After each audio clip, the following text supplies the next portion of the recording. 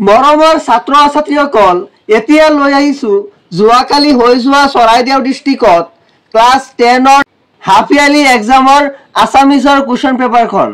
আৰু এটা কথা, মই তোমালোকক বৈচিত্ৰ্যময় অসম কিতাপখনৰ কমন কুৱেশ্যনৰ ভিডিঅ' এটা দিছিলোঁ।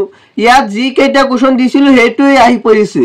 গতিকে এনেকুৱা ধৰণৰ ইম্পৰ্টেণ্ট কমন কুৱেশ্যন পাবলৈ আমাৰ চেনেলটো ছাবস্ক্ৰাইব কৰি বেল আইকনটো দবাই দিবা। এতিয়া তোমালোকে কুৱেশ্যন পেপাৰখন চাই থাকা।